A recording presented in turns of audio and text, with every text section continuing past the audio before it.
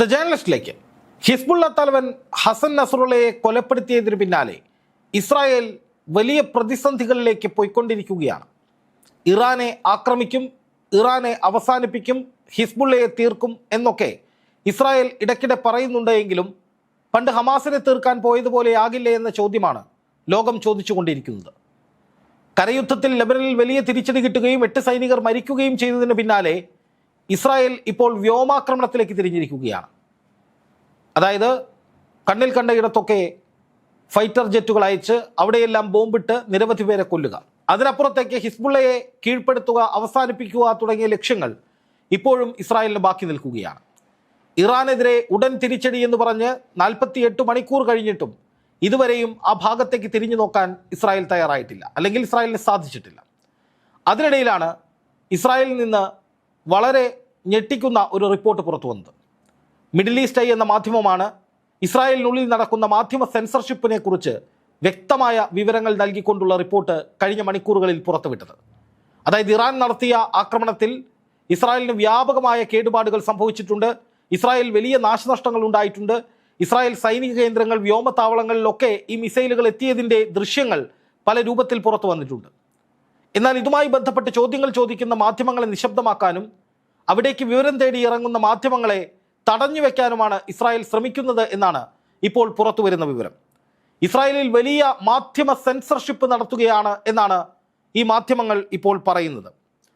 Iran ആക്രമണം സംബന്ധിച്ച റിപ്പോർട്ടുകൾ നൽകുന്നതിൽ നിന്ന് മാധ്യമങ്ങൾക്ക് വിലക്കുണ്ട് എന്നും 90% മിസൈലുകളും ലക്ഷ്യത്തിലെത്തി എന്ന് ഇറാൻ അവകാശപ്പെട്ടത് ഇസ്രായേലിനെ സംബന്ധിച്ച് വലിയ നാണക്കേടും തിരിച്ചടിയുമായി എന്നുമാണ് പുറത്തു വരുന്ന വിവരം. ഇസ്രായേലിന്റെ മിലിറ്ററി സോണുകൾ അടച്ചുപൂട്ടിക്കൊണ്ട്, അതായത് ഇസ്രായേലിന്റെ തന്ത്രപ്രധാന കേന്ദ്രങ്ങളിലേക്കാണ് ഇറാൻ മിസൈൽ ആക്രമണം നടത്തിയത്. അതിനുശേഷം ഹിസ്ബുള്ളയും വടക്കൻ ഇസ്രായേലിലെ നിരവധി മേഖലകൾ കേന്ദ്രീകരിച്ച് മിസൈൽ ആക്രമണം നടത്തി. അതിൽ പലതും ലക്ഷ്യത്തിലെത്തിയെന്ന് ഹിസ്ബുള്ളയും അവകാശപ്പെട്ടിരുന്നു. എന്നാൽ ഇത് സംബന്ധിച്ചുള്ള വിവരങ്ങൾ പുറത്തു വരാതിരിക്കാനാണ് ഇപ്പോൾ ഇസ്രായേൽ കിണഞ്ഞു പരിശ്രമിക്കുന്നത് എന്നാണ് മിഡിൽ ഈസ്റ്റ് ഐയുടെ റിപ്പോർട്ടിൽ വ്യക്തമാകുന്നത്. എവിടെയൊക്കെ എന്തൊക്കെ നാശനഷ്ടങ്ങൾ ഉണ്ടായി എന്ന കാര്യങ്ങൾ ഇസ്രായേൽ മറച്ചു പിടിക്കുകയാണ്. ഇസ്രായേലി സെൻസർഷിപ്പ് കാരണം ഇറാൻ നടത്തിയ യുദ്ധത്തിന്റെ നാശനഷ്ടങ്ങൾ എന്തൊക്കെയാണെന്ന് പറയാൻ സാധിക്കുന്നില്ല എന്നാണ് മിഡിൽ ഈസ്റ്റ് ഐ വ്യക്തമാക്കുന്നത്. അതായത് ഇസ്രായേലിനെ സംബന്ധിച്ച് ഇറാൻ നടത്തിയ ആക്രമണം എന്ന് പറയുന്നത് അവർ പ്രതീക്ഷിച്ചിരുന്നതായിരുന്നുവെങ്കിലും അത് കുറെ കടന്നുപോയി. കാരണം 200ഓളം മിസൈലുകൾ ഒറ്റയടിക്ക് വളരെ ചുരുങ്ങിയ സമയം കൊണ്ട് ഇസ്രായേലിൻ്റെ തന്ത്രപ്രധാനമായ ഇടങ്ങളിലേക്ക് വരികയാണ്. അയൺ ഡോം സംവിധാനം ഈ മിസൈലുകളെ മുഴുവൻ പ്രതിരോധിച്ചുവെന്നും ഞങ്ങൾക്കൊരു പ്രശ്നവും ഉണ്ടായിട്ടില്ല എന്നുമൊക്കെ ഇസ്രായേൽ പ്രധാനമന്ത്രി ബെഞ്ചമിൻ നെതന്യാഹു പറഞ്ഞുവെങ്കിലും മണിക്കൂറുകൾക്കുള്ളിൽ IDF തന്നെ ഇസ്രായേലിൻ്റെ വ്യോമതാവളങ്ങളിലേക്ക് മിസൈലുകൾ എത്തിയെന്ന് സ്ഥിരീകരിച്ചു. മൊസാദിൻ്റെ ആസ്ഥാനത്തിന് മുന്നിൽ തന്നെ മിസൈലുകൾ വീണ് വലിയ ഗർത്തങ്ങൾ ഉണ്ടായതിൻ്റെ ദൃശ്യങ്ങൾ സോഷ്യൽ മീഡിയയിൽ പ്രചരിച്ചു. അതുപോലെ ഇസ്രായേലിൻ്റെ പല മേഖലകളിലും ജനങ്ങൾ പേടിച്ചരണ്ട് നിലവിളിച്ച് ബങ്കറുകളിലേക്ക് ഓടുന്നതടക്കമുള്ള ദൃശ്യങ്ങളും പുറത്തു വന്നു. ഏതാണ്ട് 1 കോടിയോളം ജനങ്ങൾ ഇസ്രായേലിൻ്റെ പല ഭാഗങ്ങളിലായി ആ മണിക്കൂറിൽ ബങ്കറുകളിൽ കഴിഞ്ഞു എന്നാണ് പുറത്തു വരുന്ന വിവരം, അല്ലെങ്കിൽ പുറത്തു വന്ന വിവരം. ഇതൊക്കെ സൂചിപ്പിക്കുന്നത് ഭയാനകമായ ഒരു ആക്രമണമായിരുന്നു ഇസ്രായേലിന് നേരെ നടന്നത് എന്നാണ്. ഇസ്രായേലിൻ്റെ മിലിറ്ററി സോണുകൾ, തന്ത്രപ്രധാനമായ കേന്ദ്രങ്ങൾ, വ്യോമതാവളങ്ങൾ, ഇവിടങ്ങളിലൊക്കെ ഈ മിസൈലുകൾ വീണു. എന്നാൽ വിമാനങ്ങൾക്കൊന്നും സംഭവിച്ചിട്ടില്ല, ആളുകൾക്കൊന്നും സംഭവിച്ചിട്ടില്ല എന്നാണ് ഇസ്രായേൽ നിരന്തരമായി പറയുന്നത്. അത് ഇസ്രായേലിൻ്റെ ഔദ്യോഗിക ഭാഷ്യം എന്ന നിലയിലാണ് പുറത്തു വരുന്നത്. പക്ഷേ ഇസ്രായേൽ മാധ്യമങ്ങൾക്ക്, അല്ലെങ്കിൽ ഇസ്രായേലിലെ ഈ വിഷയങ്ങൾ അന്വേഷിക്കുന്ന മാധ്യമ പ്രവർത്തകർക്ക് ഇവിടങ്ങളിലേക്കൊന്നും പോകാനോ സ്ഥിതിഗതികൾ നേരിട്ട് കണ്ട് മനസ്സിലാക്കാനോ റിപ്പോർട്ട് ചെയ്യാനോ സാധിക്കുന്നില്ല. അതിൻ്റെ അർത്ഥം ഇസ്രായേൽ ഇതൊക്കെ മറച്ചു വെക്കുകയാണ് എന്ന് തന്നെയാണ്. ഒരുപക്ഷെ ഇറാൻ അവകാശപ്പെട്ടതുപോലെ 90% മിസൈലുകളും ലക്ഷ്യത്തിലെത്തി വലിയൊരു നാശനഷ്ടം ഇസ്രായേലിൽ ഉണ്ടായി, അത് മറച്ചു പിടിച്ച് ഞങ്ങൾക്കൊന്നും സംഭവിച്ചിട്ടില്ല എന്ന് കാണിക്കാൻ നെതന്യാഹു ശ്രമിക്കുകയാണോ എന്ന ചോദ്യം ശക്തമാണ്. ഞാനിപ്പോഴും പറയട്ടെ, ഇസ്രായേലിലെ സാധാരണക്കാരായ ജനങ്ങൾക്കൊന്നും സംഭവിക്കരുതേ എന്ന് തന്നെയാണ് എപ്പോഴും പറയുന്നത്. യുദ്ധം ഉണ്ടാകാതിരിക്കട്ടെ എന്ന് തന്നെയാണ് എപ്പോഴും പറയുന്നത്. നമ്മുടെ മലയാളികളായിട്ടുള്ള ഒരുപാട് സഹോദരങ്ങൾ ഇസ്രായേലിലുണ്ട്, അവരൊക്കെ സുരക്ഷിതരായിരിക്കട്ടെ എന്ന് തന്നെയാണ് പ്രാർത്ഥന. എല്ലാ മനുഷ്യരും, സാധാരണക്കാരായിട്ടുള്ളവരെല്ലാം സുരക്ഷിതരായിരിക്കണമെന്ന് തന്നെയാണ് പറയാറുള്ളത്. നിലപാടും അത് തന്നെയാണ്. പക്ഷേ ഇസ്രായേലിലേക്ക് നടന്ന ഈ ആക്രമണം അത് വലിയ തോതിൽ നാശനഷ്ടങ്ങൾ ഉണ്ടാക്കിയിട്ടുണ്ട്. അത് ഇസ്രായേൽ മറച്ചു പിടിക്കുന്നു, മാധ്യമ സെൻസർഷിപ്പ് നടത്തുന്നു എന്ന് പറയുമ്പോൾ ആ തിരിച്ചടി ഭയാനകമായിരുന്നിരിക്കാം എന്ന സംശയം ശക്തമാവുകയാണ്. ഇപ്പോൾ മിഡിൽ ഈസ്റ്റ് ഐയുടെ റിപ്പോർട്ടിൽ പറയുന്നത്, Israel shut down military zones and banned reporting on missile impact locations എന്ന വാക്കാണ് അവർ ഉപയോഗിക്കുന്നത്. അതായത് ടൈംസ് ഓഫ് ഇന്ത്യ ഈ വാർത്ത ടേക്കപ്പ് ചെയ്തപ്പോൾ അവർ കൊടുത്തിരിക്കുന്ന വരി ഇതാണ്. എന്ന് വെച്ചാൽ ഇറാന്റെ ആക്രമണം അത്രമേൽ ശക്തമായിരുന്നുവെന്നും ആ ഭയാനകമായ ദൃശ്യങ്ങളും അതിൻ്റെ വിവരങ്ങളും പുറത്തു വന്നാൽ തങ്ങൾക്കുണ്ടായ നാശനഷ്ടം അത് വലുതാണെന്ന് ലോകം അറിയുമെന്നും ഇറാന്റെ വിജയമായി അത് അവർ ആഘോഷിക്കുമെന്നും ഒക്കെ അറിയാവുന്നത് കൊണ്ടായിരിക്കണം ഇസ്രായേൽ ആ ഭാഗത്തേക്ക് മാധ്യമപ്രവർത്തകരെ അടുപ്പിക്കാത്തത്. അതുപോലെ തന്നെ ഇസ്രായേലിലെ സാധാരണക്കാരായ ജനങ്ങൾക്ക് സോഷ്യൽ മീഡിയയിൽ ഇതുമായി ബന്ധപ്പെട്ട പോസ്റ്റുകൾ ഇടുന്നതിനൊക്കെ വിലക്കുണ്ട് എന്ന വിവരവും ഇപ്പോൾ പുറത്തു വരുന്നുണ്ട്. ഇസ്രായേലിലെ നിരവധി തന്ത്രപ്രധാനമായ ലൊക്കേഷൻസിന് തകർച്ചയുണ്ടായി, അവിടങ്ങളിലൊക്കെ മിസൈൽ എത്തി എന്ന് ഇസ്രായേലി മാധ്യമങ്ങൾ പറയുന്നുണ്ട് എങ്കിലും അത് എവിടെയൊക്കെയാണ് എങ്ങനെയൊക്കെയാണ് എന്നത് സംബന്ധിച്ച് കൃത്യമായ വിവരം ഇപ്പോഴും പുറത്തു വന്നിട്ടില്ല. ആ വിവരം പുറത്തു വരുമ്പോൾ ചിലപ്പോൾ അത് ഇസ്രായേലിനുണ്ടായ ഒരു വലിയ നാശനഷ്ടത്തിൻ്റെ ഭീകരതയായിരിക്കും വെളിപ്പെടുത്തുക എന്ന സംശയവും അല്ലെങ്കിൽ ആശങ്കയും ഇസ്രായേലിനുണ്ടാകും. അത് ലോകത്തിന് മുന്നിൽ ഇസ്രായേലിനെ തലകുനിപ്പിക്കുന്നതിന്, നാണം കെടുത്തുന്നതിന് തുല്യമായിരിക്കും.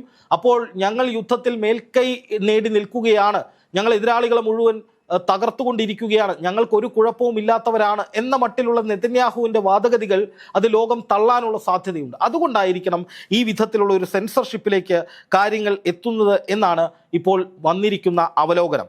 1 കോടിയോളം ജനങ്ങൾ ഭയചകിതരായി ബങ്കറുകളിൽ കയറിയെന്ന് ഇസ്രായേലിലെ മാധ്യമങ്ങൾ ഉൾപ്പെടെ റിപ്പോർട്ട് ചെയ്യുമ്പോൾ ആ ആക്രമണത്തിൻ്റെ ഒരു ഇമ്പാക്റ്റ് എത്രത്തോളമാണെന്ന് ഊഹിക്കാവുന്നതേയുള്ളൂ.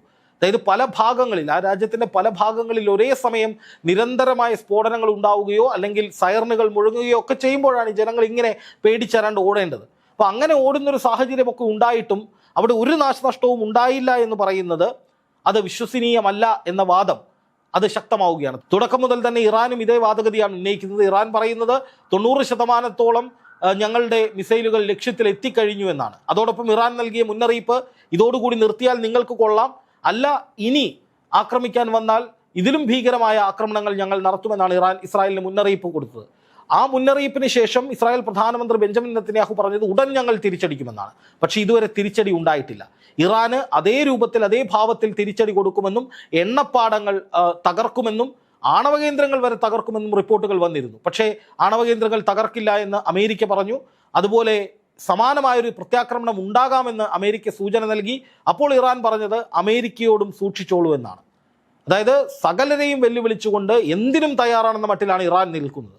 ഒരുപക്ഷെ ഈ കഴിഞ്ഞ ദിവസമുണ്ടായ 200 മിസൈലുകൾ അയച്ച ആക്രമണം അതിശക്തമായിരുന്നു എന്ന് ഇസ്രായേലിന് ബോധ്യമുള്ളത് കൊണ്ടും ഇനിയും ഇത്തരം ആക്രമണങ്ങൾ വന്നാൽ താങ്ങില്ല എന്ന ഒരു സൂചനയുള്ളതുകൊണ്ടുമായിരിക്കാം ചിലപ്പോൾ പ്രത്യാക്രമണം വൈകുന്നത് എന്ന വിലയിരുത്തലും ഒരു വശത്ത് വരുന്നുണ്ട്. ഇതിൻ്റെയൊക്കെ യാഥാർത്ഥ്യം അല്ലെങ്കിൽ സ്ഥിരീകരിച്ച ഔദ്യോഗിക വിശദീകരണം ഒന്നും വന്നിട്ടില്ലെങ്കിലും അന്താരാഷ്ട്ര മാധ്യമങ്ങളിൽ ഇതുമായി ബന്ധപ്പെട്ട നിരവധി അവലോകനങ്ങൾ വരുന്നുണ്ട്. അതിൻ്റെ അടിസ്ഥാനത്തിലാണ് ഇപ്പോൾ ഇത്തരത്തിൽ ഒരു വാർത്ത വരുന്നത്. എന്തായാലും മിസൈലുകൾ ഭൂരിഭാഗവും നിർവീര്യമാക്കി എന്ന ഇസ്രായേലിൻ്റെ വാദത്തോട് യോജിക്കാൻ കഴിയാത്ത വിധത്തിലാണ് അവിടെ നിന്നുള്ള വിവരങ്ങൾ ഓരോ ദിവസവും അല്ലെങ്കിൽ ഓരോ മണിക്കൂറിലും പുറത്തു വരുന്നത്. അതേസമയം ഇറാനെ സംബന്ധിച്ച് അവർക്ക് മുന്നും പിന്നും നോക്കാനില്ല എന്ന നിലപാടിലേക്ക് അവരെത്തിക്കഴിഞ്ഞു.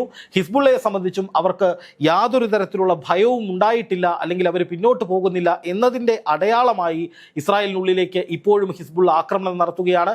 ഏറ്റവും പ്രധാനപ്പെട്ട കാര്യം, ലെബനനിലെ ഒരു പ്രധാനപ്പെട്ട ചില ഭാഗങ്ങൾ പിടിച്ചെടുക്കാൻ വേണ്ടി ഇസ്രായേൽ കരസൈന്യത്തെ വിനിയോഗിച്ചിരുന്നു. പക്ഷേ ആ കരസൈന്യത്തിൻ്റെ മൂവ്മെൻറ്റ് സംബന്ധിച്ച് ഇപ്പോൾ പുതിയ വിവരങ്ങളൊന്നുമില്ല. കാരണം ഇന്നലെ ഹിസ്ബുള്ളയുടെ റദ്വാൻ സേന ആക്രമിച്ചതിലൂടെ അല്ലെങ്കിൽ അവർ നടത്തിയ മിന്നലാക്രമണത്തിലൂടെ ഇസ്രായേലിൻ്റെ 8 സൈനികർ കൊല്ലപ്പെട്ടിരുന്നു. അവരെ കെണിവെച്ച് പിടിക്കുന്നത് പോലെ തന്ത്രപരമായി പൂട്ടിയതിന് ശേഷം വെടിവെച്ച് കൊല്ലുകയായിരുന്നു എന്നാണ് ഹിസ്ബുള്ള പിന്നീട് പറഞ്ഞത്. അപ്പോൾ തന്ത്രപ്രധാനമായ ഒരു ഒളിപ്പോര് ഹിസ്ബുള്ള കരയുദ്ധത്തിൽ നടത്തുന്നുണ്ട്. ഇറാന്റെ പ്രത്യേക ശിക്ഷണം ലഭിച്ച അല്ലെങ്കിൽ ഏറ്റവും മൂർച്ചയേറിയ ആക്രമണങ്ങൾ നടത്താൻ വേണ്ടി മാത്രം രൂപപ്പെട്ട റദ്വാൻ സേന തന്നെ കളത്തിലിറങ്ങിയതോടുകൂടി കരയുദ്ധത്തിൽ വിചാരിച്ചതുപോലെ മുന്നോട്ട് പോകാൻ ഇസ്രായേലിന് സാധിച്ചിട്ടില്ല. ആദ്യഘട്ടത്തിൽ 50 ഗ്രാമങ്ങൾ പിടിച്ചെടുക്കുമെന്ന മട്ടിലായിരുന്നു ഇസ്രായേൽ സൈന്യം ലെബനിലേക്ക് കടന്നു കയറിയത്. പക്ഷെ പിന്നീട് അത് 25 കുറഞ്ഞു. ഇപ്പോൾ ആ പിടിച്ചെടുക്കലുമായി ബന്ധപ്പെട്ട വിവരങ്ങളൊന്നും പുറത്തു വരുന്നില്ല. മറിച്ച് വ്യോമാക്രമണം ബെയ്റൂട്ടിലേക്ക് ശക്തമാക്കുന്നു, അവിടെ പല കെട്ടിടങ്ങളും തകർക്കുന്നു, ആരോഗ്യ പ്രവർത്തകരെ കൊലപ്പെടുത്തുന്നു. അങ്ങനെയുള്ള, അതായത് ഗസയിൽ കണ്ടതുപോലെ കണ്ണും പൂട്ടിയുള്ള വ്യോമാക്രമണമാണ് ബെയ്റൂട്ടിലും അല്ലെങ്കിൽ ലെബനൻ മേഖലയിലും ഇന്നലെ രാത്രിയൊക്കെ നടന്നത്. കരയുദ്ധം എന്ന ഇസ്രായേലിൻ്റെ പദ്ധതി, ആ മെയിൻ പദ്ധതി, അത് അവിടെ തന്നെ നിൽക്കുകയാണ്.